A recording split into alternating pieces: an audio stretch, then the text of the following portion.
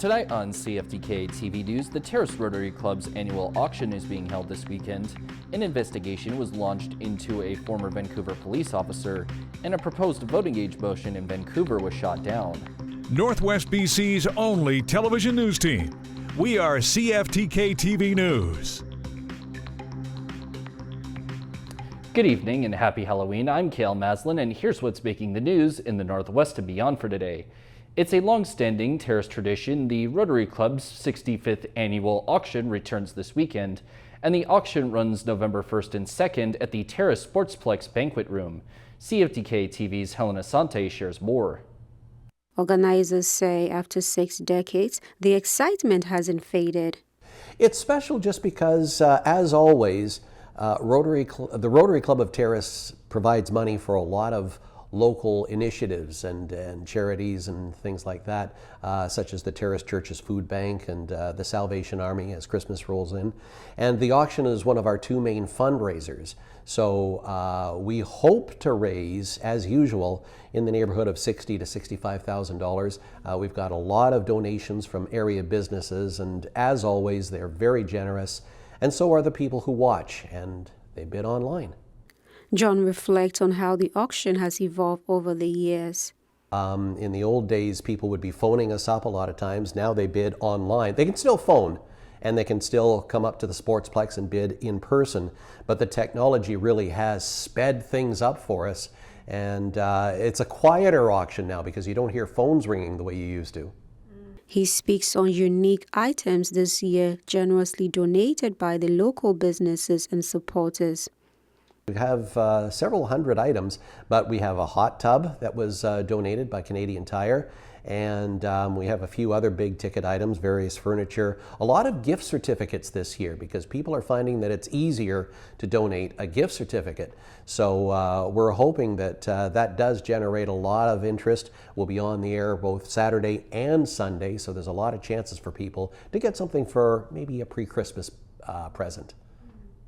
John is urging the community to come out this weekend, Saturday and Sunday at Terrace Sportsplex Banquet Room, with pre-bidding open now. Get on the phone and bid, or get on your computer this weekend. We'll be Zooming to everybody, and hopefully we're going to get some good bids. We're going to get a lot of items sold, and we're going to have a lot of fun this auction weekend. CFTK-TV News, Helen Asante. The Birds Lake RCMP recently hit a major point in a long drug trafficking investigation after they searched 3 properties and arrested 8 people in relation to the investigation. With the help of the North and Southeast District Emergency Response teams, they executed search warrants on 3 properties and ended up discovering over 3 kilograms of suspected illicit drugs, quite a bit of cash, firearms, and other drug trafficking related items. Although despite them pulling off this major bust, the investigation is still active, and there hasn't been any charges laid against the arrested individuals or anyone else. The Kitimat RCMP recently posted a report that covered the time frame from the middle of October to the end of it. One area of the report brought up an incident where a vehicle parked in the Kildella neighborhood suffered serious damages due to a hit-and-run incident. The officer that responded to the scene reported that the vehicle had seemingly been backed into. The Kitimat police are still investigating this case, and anyone with useful information is asked to call them at 250-632-7111. The Office of the Police Complaint Commissioner ordered an investigation into a former high-ranking Vancouver police officer for alleged discreditable conduct. The investigation was launched after a complaint from a survivor of sex trafficking. In an exclusive interview, she says she was lured into an encounter with former VPD officer Jim Fisher. CTV's Michelle Bernaro has the story and a warning: some viewers may find the content disturbing. For more than 15 years, this woman has kept secret a terrifying time in her life. Honestly, don't think I can survive if I stay silent longer. The silence has a cost. We are only identifying her as Yulia. She says in 2008, she was a university student, a competitive ballroom dancer, and broke when she found a job at a Vancouver club as an exotic dancer. I had no drug problem, right? So if I made $400 in a night off of dancing, just dancing for people, that was really good.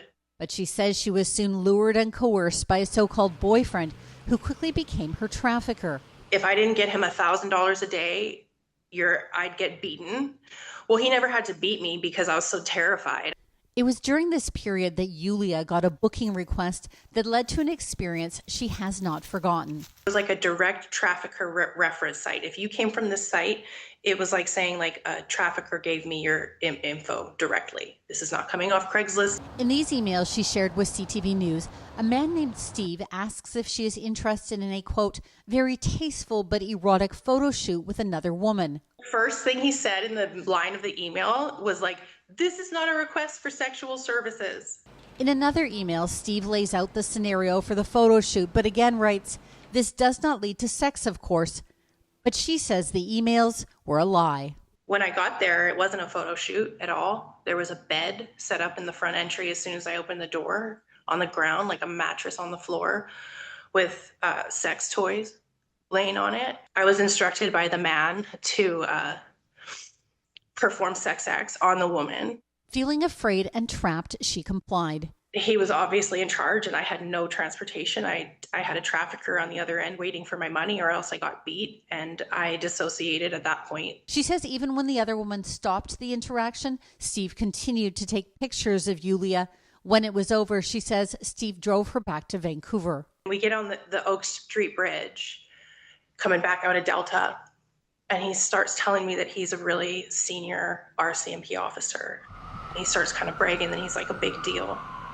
He's a detective and that all the detectives in the RCMP at this level have a sex and swingers club and they all do this.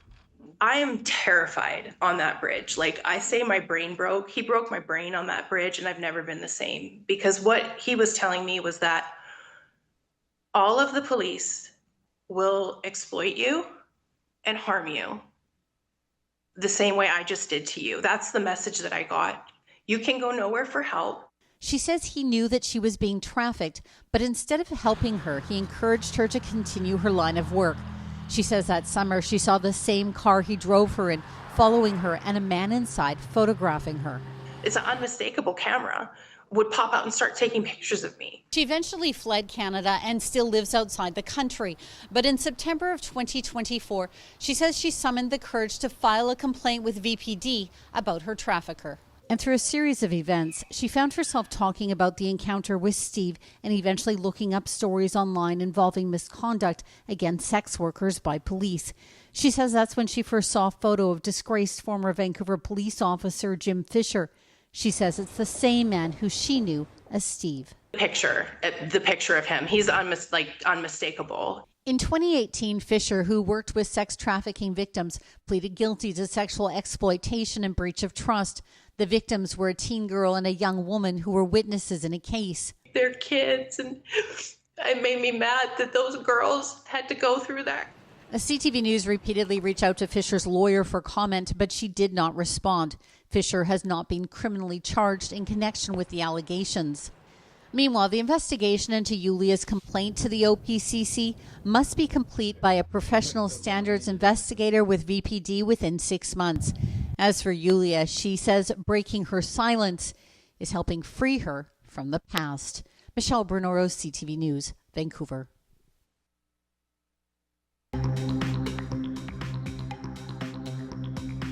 Coming up next is a look at a scam involving a fake police station. Welcome back. A motion to lower the voting age in Vancouver was struck down. Those in support were shocked and disappointed, while those opposed to it say that this isn't within the city's jurisdiction. CTV's Dimitra Maragos has the story.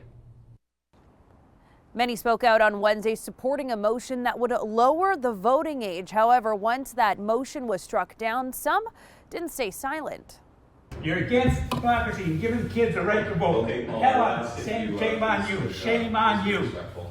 Environmentalist and husband of former city councillor Adrian Carr, Paul George, outraged during Wednesday's decision to strike down lowering the voting age in Vancouver. The motion would have directed Mayor Ken Sim to send a letter requesting the province to alter the Vancouver charter to lower the city's voting age to 16. For heaven's sakes, At least vote to change the voting age to 16. George was one of more than a dozen who spoke in support of the motion, like Shanoy Sen. Not only would this motion give voice to these youth, but also nurture them to become civically engaged, active, responsible citizens of the city. And Samar Devra. If we truly want a democracy that represents everyone who has a stake in our future, then lowering the voting age is the next step towards a stronger, more inclusive system. They say they were floored by Wednesday's 5-3 vote. Just very disappointed, shocked.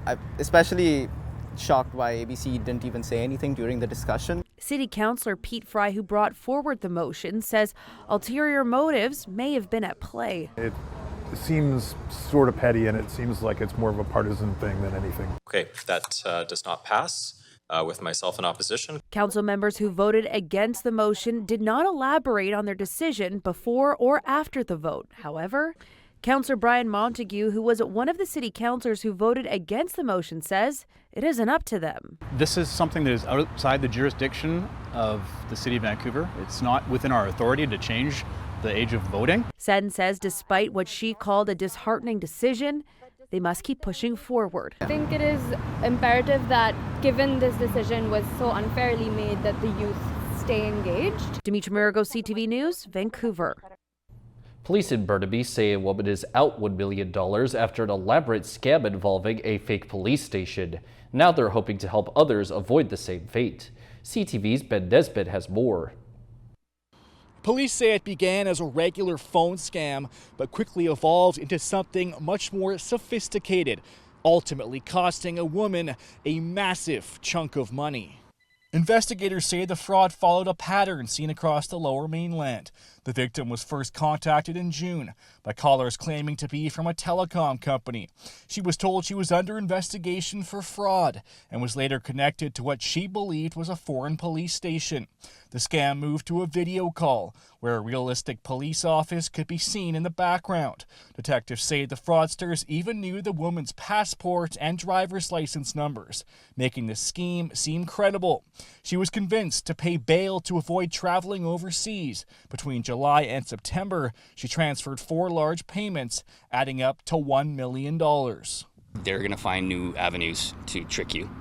This is a scam that's been going on for a while. The fact that they added police officers and realistic-looking background, it's just another step in their evolution of their scams.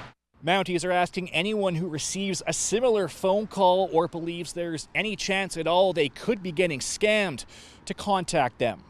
Ben Nesbitt, CTV News, Burnaby. And now we take a look at both your nightly and weekly weather forecast.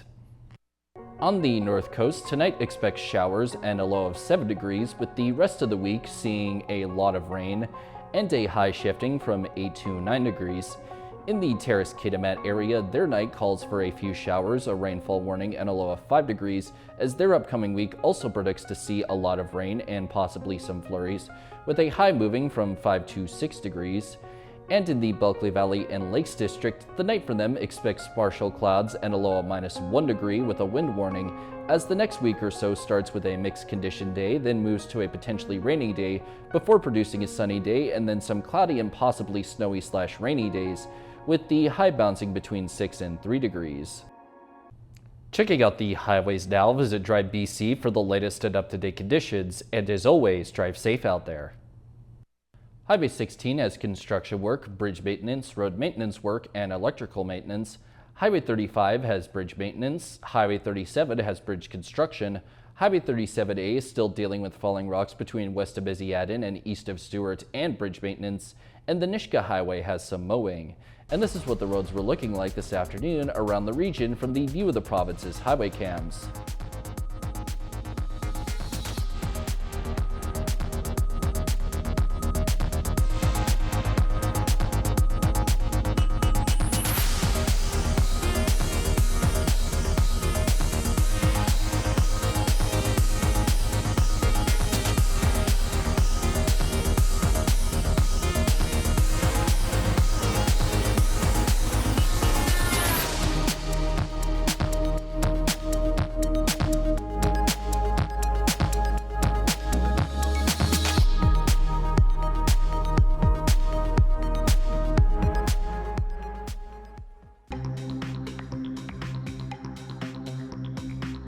Still to come, debris from the ocean has washed up on Vancouver Island's coastline. Welcome back. Halloween brings out ghosts and goblins, but there are spots around Metro Vancouver that are said to be haunted year-round. We take you inside a heritage building in New Westminster whose occupants swear is a center of paranormal activity. Here's CTV's Sinjin Alexander. The visitor would always arrive unannounced. So often, woodland artist James Groening accepted it was imminent. While he worked alone in the basement of Native Art Renaissance on Carnarvon, the unmistakable sound of pacing above. And whenever he put down his brush to see who was there, nothing. It didn't really freak me out. It was more of an annoyance because I always had to run upstairs while I was doing stuff. At Grand Central Consignment next door, owner Celeste Tand was spooked by the gray figure of a man who came up from the basement and then across her shop. I just froze, but I just said to it, like, I'm just here to do my work. I'll leave you in peace, and I just hope you leave me in peace to do my work. Like many structures on Carnarvon, their building, built in 1903, is connected through the basement by tunnels, most of it now boarded up. It's believed that prisoners were taken through the tunnels, and they were used for all kinds of miscellaneous things as well, from deliveries to just people traveling between buildings. For a long time, Groening's wife and daughter refused to go downstairs, saying, "It doesn't feel right." And even when they were here by themselves, they would lock the door at the top of the steps. The gray man, I have been actually looking and researching and searching for him. Paranormal investigator Amanda Quill was hired to figure out who or what might be here. I believe it's a prisoner. I believe that there is shame, but there's also regret of what's been missed in life, regret of where they're going. Groening conducted his own experiment using a technique called spirit painting. When you're making different shapes, they could be all over the place like that. And then whatever comes out. What came out was the figure of a large red snake, which a Cree elder believes may signify a bridge to the afterlife.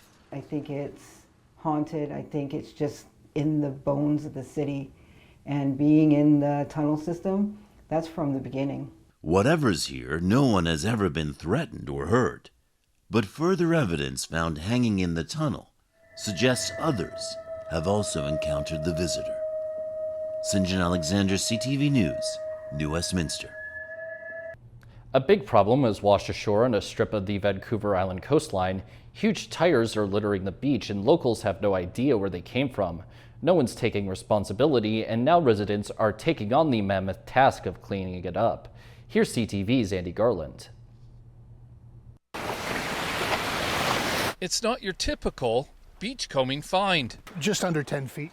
Pretty much a meter. These two massive columns of tires washed ashore on a Campbell River beach after a recent storm, most likely from an industrial dock along the coast. We're not really sure where they came from, and we're trying to avoid pointing fingers who's at fault. It's not the first time it's happened in the area. In August, plucking 3 of these giants, which were there for months, was no easy task. The 3 of them weighed 22,000 pounds.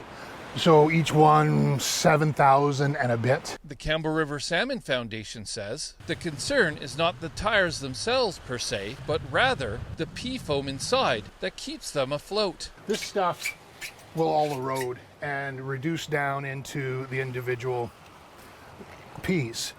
At that point, it's virtually impossible to clean up. I imagine it's in the environment forever. You can't, we tried to vacuum it up and all that kind of thing, but it doesn't work. The foundation adds that finding a government agency that is responsible for marine debris cleanup simply doesn't exist, and that's why they're taking matters into their own hands. It's on our beach. Let's clean it up. Let's not point fingers and get it done. Get it out of here. Greenways Land Trust, an environmental nonprofit in Campbell River, has been working with the foundation in cleanup efforts surrounding the tires and organized a volunteer cleanup of styrofoam associated with the tires last week. In just over an hour, remove around 430 kilos of styrofoam. With no easy access point, removing these 11 tires from the beach, however, is going to take a lot more planning to make happen. Trying to figure out the best option, if it's better to tug them out or to try to get machines on the beach. We're still in the works. And it could take months for a plan to come together. Andy Garland, CTV News, Campbell River. And now we turn our attention to how the stock markets look today compared to yesterday.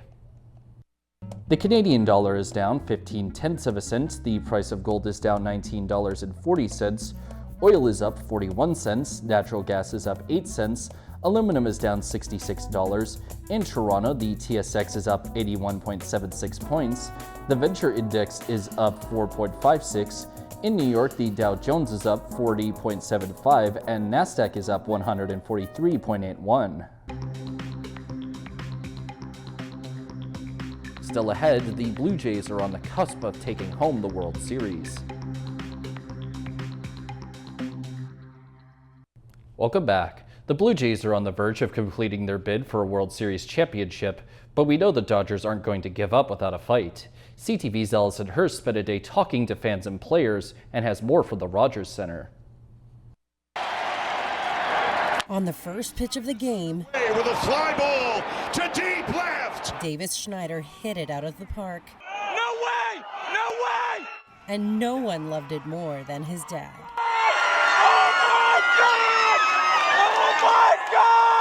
His meta glasses are a little bit, they're kind of dumb. I don't know why he wears those all the time, but yeah, those are the glasses he was wearing. But you know, it's great to have my family out here. Vladimir Guerrero Jr. up next, doubled down. And 2 batters in, they are up 2-0. Back-to-back home runs to start Game 5. Oh my God, big win. Babe Schneider, Vladdy Daddy, Placata. Oh my gosh, the first time ever in a World Series, back-to-back home runs to start a game. It's crazy. I can't believe this right now. But perhaps the biggest storyline of Game 5, starting pitcher 22-year-old Trey Yesavage and his dominance on the mound, setting a new World Series rookie record with 12 strikeouts. The guy's only 22 years old and he's playing at like super high level. This is like unheard of. Stuff legends are made of. Yesavage silenced the star-studded Dodgers offense, holding them to just one solo home run. It's a crazy world, crazy world. Hollywood couldn't have made it this good. It's a different pitcher when he has his stuff. You know, Game 1 didn't have a feel for his split, so kind of blown away at what he did. The Jays are turning their attention to Game 6, a rematch between Kevin Gausman and the Dodgers' Yoshinobu Yamamoto, who in Game 2 pitched a complete game. Yamamoto does seem like he's a little bit, but I think it might be because we haven't played the Dodgers that much. So there might, now that we've seen him running, there might be a plan to make sure something happens for Game 6. Blake and Austin de Nobrega have big plans for Game 6. My friend will be over for a sleepover with me, so I hope we can watch them win on Friday. Yeah, I think we're gonna end trick-or-treating early so that we can go back and watch it. And hope the Jays win the Fall Classic in 6, in the 6. That's all of our news for now. From everyone here at CFTK-TV News, I'm Kale Maslin, and thanks for watching.